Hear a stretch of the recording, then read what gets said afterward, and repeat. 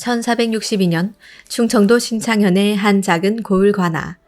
이곳에서 훗날 조선의 왕비가 될 한 소녀가 태어납니다. 그녀의 이름은 윤창년, 후일 정현왕후라 불리게 되는 인물입니다. 중종실록에 따르면 그녀의 아버지 윤호가 신창 현감으로 부임해 있던 시절 관아 안에서 태어났기 때문에 이름에 창자를 붙여 창년이라 지었다고 기록되어 있습니다.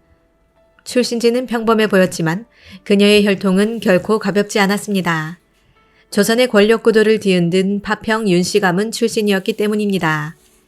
윤창년의 할아버지 윤삼사는 성종의 할머니 정의왕후 윤씨와 육촌 관계였습니다. 다시 말해 성종과 윤창년은 십촌지간이었던 셈입니다. 단순한 후궁 출신이 아니라 이미 왕실과 인척관계로 얽힌 명문가 출신이었던 것입니다. 게다가 증조모 한씨는 한명회의 고모로 이는 곧 조선 전기 최고의 권신지방과도 긴밀한 영주를 맺고 있었다는 의미였습니다.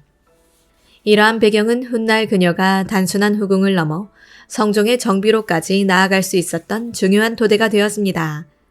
하지만 어린 윤창년은 자신이 장차 어떤 운명을 짊어지게 될지 아직은 알지 못했습니다. 1473년 성종실록은 병조참지 윤호의 딸을 수기로 삼았다라고 기록합니다. 이는 곧 12살 소녀 윤창년이 성종의 궁궐로 들어왔다는 뜻이었습니다. 그녀는 종이품 수기로 책봉되며 내명부의 일원이 되었고 이로써 그녀의 삶은 완전히 바뀌게 되었습니다. 궁중에서 그녀의 존재감은 빠르게 자리 잡습니다. 명문가 출신이라는 점, 그리고 단정하면서도 총명한 태도로 왕의 신임을 얻어갔기 때문입니다. 그녀는 1478년에 첫 아이 순숙공주를 낳습니다. 비록 딸이었으나 이는 윤씨가 생산 능력을 입증했다는 의미였고 훗날 왕비 자리에 오르는 데 중요한 기반이 됩니다. 하지만 당시 왕실은 이미 큰 경랑 속에 있었습니다. 성종의 첫 번째 왕비였던 공해왕후 한씨는 요절했고 두 번째 왕비였던 패비 윤씨는 투기와 저주행위, 불길한 미신에 연루되었다는 이유로 배출된 상태였습니다. 성종은 왕비 자리가 비어버린 상태에서 다시 국혼을 고민해야 했습니다. 그때 선택된 인물이 바로 수기 윤씨였습니다. 성종실록 122권은 이렇게 기록합니다. 부원군과 의정부 대신들을 불러 수기 윤씨를 왕비로 삼겠다고 정교하였다. 1480년 윤씨는 마침내 성종의 세 번째 왕비로 책봉됩니다. 19살의 어린 나이에 왕비가 된 것입니다. 창덕궁 선전정에서 열린 책봉례에서 그녀는 백관의 축하 속에 교명과 책보를 받고 중궁의 자리에 올랐습니다. 정현왕후의 삶에서 가장 드라마틱한 부분은 바로 연산군과의 관계입니다. 성종은 패비 윤씨와의 사이에서 장남을 두었습니다. 훗날 연산군이 되는 인물입니다. 그러나 친모가 폐위되고 사사당한 이후 어린 세자는 실질적으로 어머니 없는 삶을 살게 되었습니다. 이때 그 곁을 지켜주었던 인물이 바로 새 왕비 정현왕후였습니다.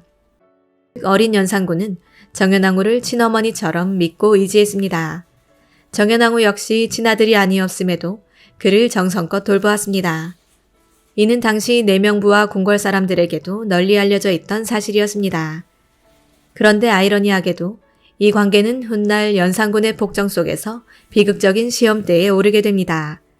한편 성종과의 사이에서는 세 딸과 아들 하나를 낳았으나 안타깝게도 세 딸은 모두 요절하거나 짧은 생을 살았습니다.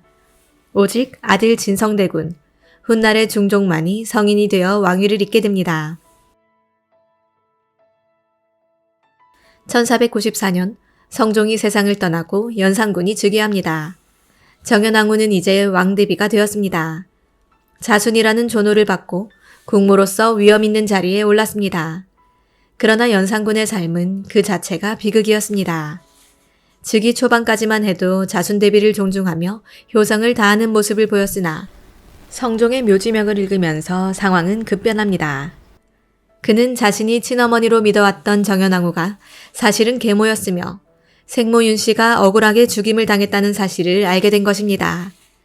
연산군 일기는 1495년 3월 16일의 기록을 이렇게 전합니다. 성종의 묘지문을 읽다가 생모 윤씨가 죄를 지어 폐위되어 죽은 사실을 알았다. 이 순간은 연산군 인생의 결정적 전환점이었습니다. 그동안의 효성과 온순함은 흔적도 없이 사라지고 분노와 복수심이 그의 영혼을 집어삼켰습니다. 이로부터 몇 년 후 조선은 갑자사화라는 피바람에 휘말리게 됩니다. 하지만 정연왕후는 여전히 왕대비로서 그 자리를 지켰습니다. 그녀가 어떤 감정으로 연산군을 바라보았을지 사료는 직접 말해주지 않습니다. 다만 인간적으로 생각해본다면 어릴 적 친자처럼 돌보던 아이가 분노와 광기의 화신이 되어 돌아선 모습을 보며 그녀의 마음 또한 복잡했을 것입니다. 1504년 조선의 궁궐은 피비린내로 가득했습니다. 연산군이 갑자사화를 일으킨 것입니다. 그는 생모 패비 윤씨의 억울한 죽음을 명분 삼아 관련된 대신과 후궁, 궁인들을 가차없이 처벌했습니다. 연산군 일기 52권에는 당시 긴박했던 장면이 기록되어 있습니다. 왕이 손에 장검을 들고 자순 왕대비의 침전 밖에 서서 큰 소리로 외쳤다. 빨리 뜰 아래로 나오라.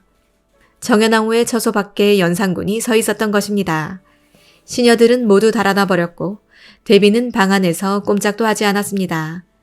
당시 상황을 아는 이는 모두 숨죽이며 대비의 안위를 염려했습니다. 다행히도 연산군의 비 신씨가 달려와 필사적으로 막아서며 정연왕후는 위기를 넘겼습니다. 이 사건은 연산군의 광기와 동시에 정연왕후가 얼마나 위험한 자리에 있었는지를 단적으로 보여줍니다. 그녀는 연산군에게 친어머니 같은 존재였지만 동시에 생모의 죽음을 덮어버린 왕실 권력의 상징이기도 했습니다.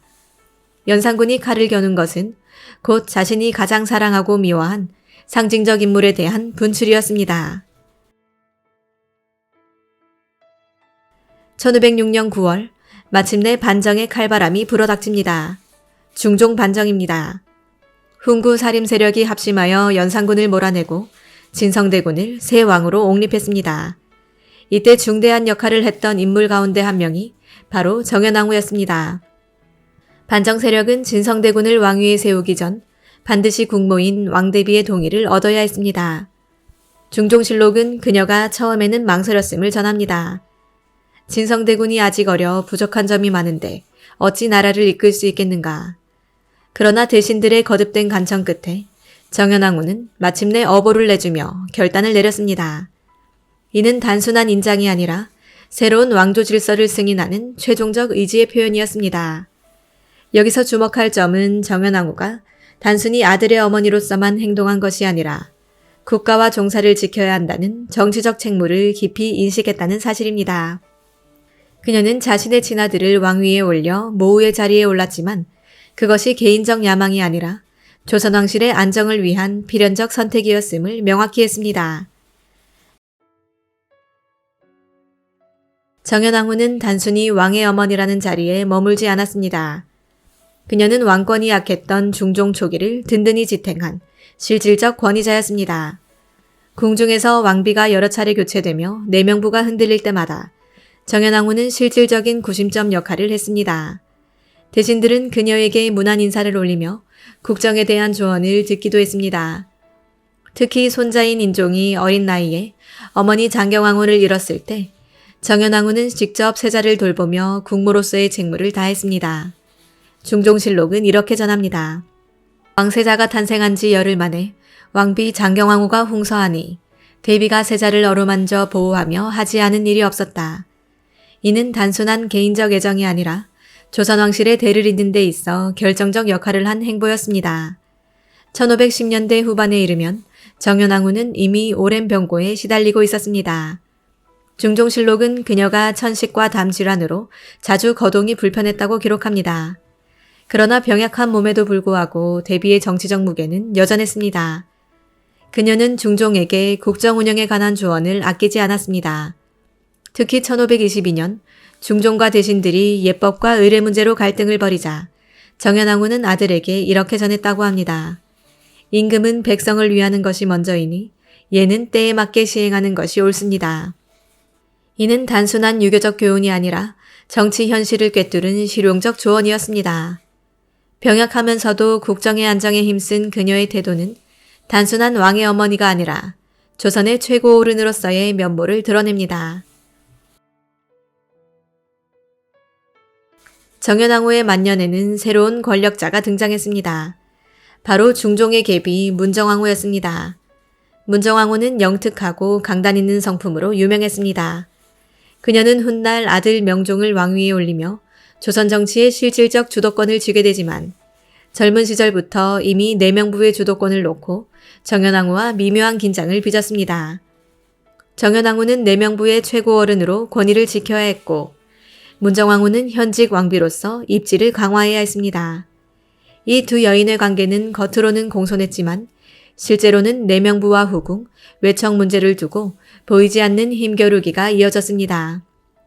중종실록에는 두 사람의 직접적인 충돌 기록은 많지 않지만 대신들이 때로 문정왕후의 정을 제어하기 위해 자순 왕대비의 뜻을 살펴야 한다고 언급한 대목이 남아 있습니다. 이는 곧 대비가 여전히 정치적 균형주였음을 의미합니다. 1527년 궁궐은 또다시 흔들렸습니다. 바로 작서의 변입니다. 누군가 세자를 저주하는 글을 써 붙인 사건이 발생한 것입니다. 조사 결과 혐의의 중심에는 경빈 박씨가 있었습니다.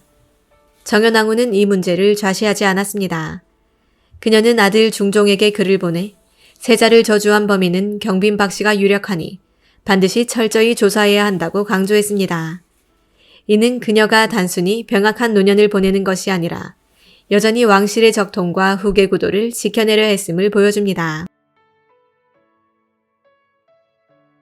1530년 8월 22일 정연왕후는 결국 병을 이기지 못하고 동궁 정침에서 69세를 일기로 세상을 떠났습니다. 중종실록은 그녀의 졸기를 이렇게 기록합니다. 대비는 인자하여 족속들과 화목하였으며 외척을 위해 벼슬을 구하지 않았다. 세자가 태어난 지 열흘 만에 왕비 장경왕후가 흥서하니 대비가 세자를 어루만져 보호하며 하지 않은 일이 없었다. 이 짧은 기록은 정연왕후의 삶을 집약적으로 보여줍니다. 권력의 중심에 있었지만 외척을 남용하지 않았고 조선의 적통을 지키는 데 헌신했습니다. 죽음을 앞두고도 그녀는 아들 중종과 손자 인종에게 장래는 유교의 예에 맞되 너무 형식에 얽매이지 말라는 당부를 남겼다고 전해집니다. 이는 병약한 몸으로 긴 세월을 버틴 그녀의 지혜로운 현실 감각을 잘 보여줍니다. 정연왕후의 시호는 정연입니다. 정은 굳세고 한결같음을, 현은 덕행이 세상에 드러남을 의미합니다. 조노와 휘호를 합치면 자순 하회 소위 흠숙 정연왕후라 불렸습니다.